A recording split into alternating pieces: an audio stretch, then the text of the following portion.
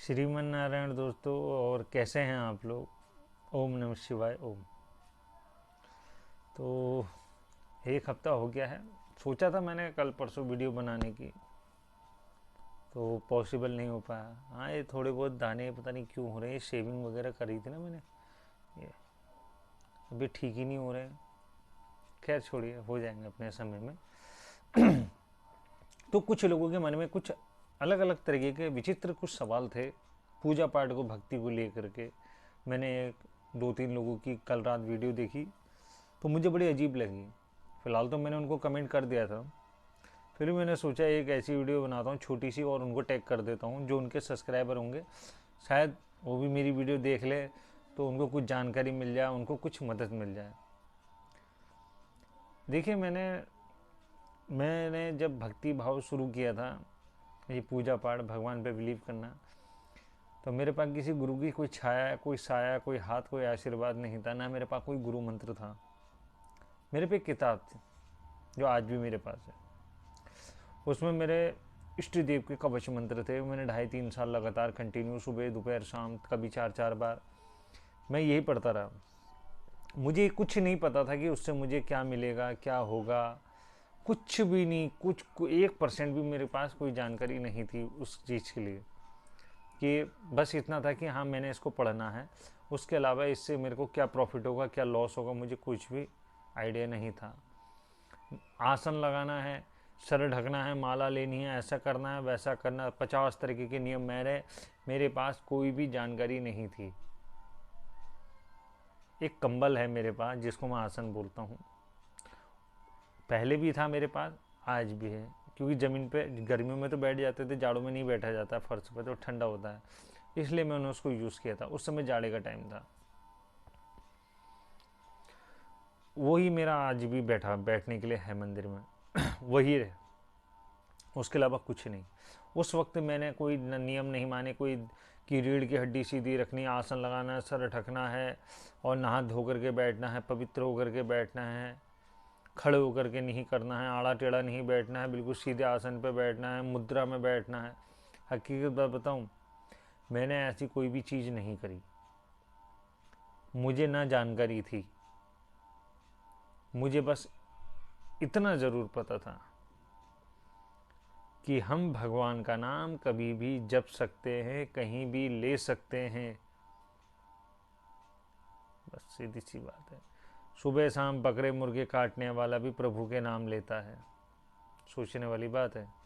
जो दूसरों की हत्याएं कर रहा है, बेजुबानों की हत्या कर रहा है, वो भी भगवान का नाम लेता है। भगवान उसकी भी गलती को क्षमा कर देते हैं, उसको भी दर्शन दे देते हैं। बड़े से बड़े पापी अधर्मी जिन्होंने कईयों पे अत्याचार किया, उनको मारा, मृत्यु दंड दिया, वो भगवान का महायज्ञ करा करके भगवान के दर्शन पा लेते हैं। तो भगवान का नाम कहीं भी ले सकते हैं आप, और किसी कैसी भी मुद्रा में ले सकते हैं। ज़रूरी नहीं है कि आपको रीढ़ की हड्डी सीधी ही रखनी है। ठीक है, गुरुओं की बातों पे मैं नहीं जाता। लोग तो क्या क्या गुरु बन के हैं, जो गुरु बने वो क्या क्या नहीं कहते। 10 तरीके की बात, 10 मुँह 10 तरीके की बातें होती हैं, इसलिए मैं ज़्यादा उनकी बातों पर नहीं जाऊँगा। मैं आपको अपना तजुर्बा बता रहा हूँ। मैंने इस तरीके की कोई भी चीज़ें नहीं करी, और ना ही मैंने मन में किसी बात की कोई लालसा रखी थी कि मुझे दृष्टि मिले, मुझे शक्तियाँ मिले, मुझे सिद्धियाँ मिले। मेरे मन में ऐसा कुछ विचार था ही नहीं, ना ही मुझे इस तरीके की कोई जानकारी थी। बाय गॉड, सच्ची बात बता रहा हूँ मैं आपको। और मैं बस, मेरा काम था उसको पढ़ने का। मैं उसको पढ़ता गया। पढ़ते पढ़ते पढ़ते पढ़ते मुझे याद वो हो गया। अब जब वो मुझे याद होने लगा, तब मुझे मेरे प्रभु ने बहुत कुछ दिया। हालांकि अब उतना नहीं है, उतना क्या है ही नहीं मेरे पास। मैं मैं सिर्फ इस तरीके की बातें बता के आपकी मदद कर सकता हूँ। बाकी मत पूछना कि हमारे घर में क्या है, हम पे क्या है, फलाना क्या है, ढिंगाना क्या है। भाई देख, इस चीज़ के लिए मैं सेवा में नहीं बैठा हूँ, ठीक है। मैं सिर्फ आपको गाइड कर सकता हूँ, इसके अलावा मैं आपको कुछ नहीं कर सकता। इन चक्करों में ना पड़े।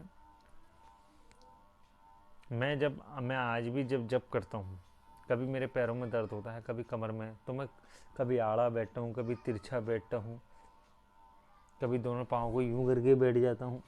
तो मैं, क्योंकि मेरे लिए ये चीज़ें मायने नहीं हैं। हकीकत बताऊँ, अगर आप भगवान को प्राप्त करना चाहते हैं, भगवत की प्राप्ति करना चाहते हैं, तो ये चीज़ें आपके लिए मान्य नहीं हैं। आप तो केवल प्रभु का नाम जपिए जो अंदर से निकल करके आए। और जप वगैरह ध्यान वगैरह तभी करना जब आपके मन के अंदर से आवाज़ आए कि अब बैठ, तेरा समय आ गया है। प्रभु आपको खुद उठा के बैठा देंगे, इस बात का ध्यान, तभी आप बैठना, तभी आपको फल मिलेगा। नहीं तो आप मन मार के उठ रहे हो या अपना काम धंधा को बंद कर रहे हो कि नहीं मैंने करना है यार, तो फिर भगवान की क्या, आपको तो किसी चीज़ की प्राप्ति नहीं होगी मेरे भाई। कहाँ चक्कर में पड़ रहे हो यार। ये मेरा खुद का तजुर्बा है। जो लोग आज ये सिद्धियाँ शक्तियों के चक्कर में परेशान हो रहे हैं, भाई ये मेरे पास थी और चली भी गई, ठीक है। मैंने इसका बहुत देखा मैंने इस चीज़ को। मत पड़ो इन चक्करों में यार। लास्ट में देखो, भगवत की प्राप्ति के लिए ही मैं तरस रहा हूँ। मेरे पास शक्तियाँ भी थी, सिद्धियाँ भी थी, और बाबा के 4-4 दूत मेरे साथ चलते थे। मैं आपको क्या बताऊँ, ठीक है। अब जो आजकल के लोंडे लवा रहे हैं जो लोग हैं, वो मेरी बातों को मजाक समझेंगे, क्योंकि उनको कुछ पता ही नहीं है चक्कर में, इस चीज़ के बारे में कुछ पता ही नहीं है, इसलिए उनको ये सब चीज़ें मजाक लगती है। देखिए, भगवान पे तो बहुत यकीन कर लिया, सभी दुनिया करती है।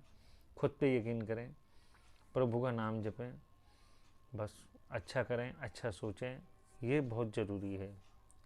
कर्म पे दुनिया निर्भर करती है। एक ऐसा सवाल जिसका आंसर हर समय बदलता रहता है। दुनिया में एक ऐसा सवाल है, एकलौता सवाल है, जिसका आंसर हर समय बदलते रहता है, वो है समय। क्योंकि समय हर सेकंड, हर मिनट, हर घंटे बदलता रहता है, इसलिए उसका कोई पूछेगा टाइम क्या, वो कहेगा 2:10, 2 मिनट बाद कहेगा 2:12। तो ये वाली बात है, सब समय के चक्रव्यूह है। और किसी और देवी देवताओं को ना पूज करके केवल अपने कुल देवता, अपने इष्ट देवता को पूजें। ये मेरा तजुर्बा है, ये मेरा मन कहता है कि आप पर आपकी कृपा आपके इष्ट देव की होनी चाहिए पहले। अगर उनकी कृपा है तो सभी देवी देवताओं की कृपा आप पे हो जाती है ना। तो श्रीमन नारायण, नमो नारायण। और इसकी कोई दवाई हो तो बताना यार। सेविंग करी थी ना ये, यहाँ ये हो गया, ये हो गया, इसकी वजह से सर में दर्द हो रहा है आज। तो बताना यार, ये शेविंग करके हुआ है मेरे, ये छोटे छोटे होने लग गए हैं अभी। कोई अच्छी सी कोई टैबलेट वगैरह, ट्यूब वगैरह हो तो नाम मेरे को सजेस्ट करें, और ना हो तो मेरे को ला के दे देना यार, क्या हो रहा है। ठीक है दोस्तों।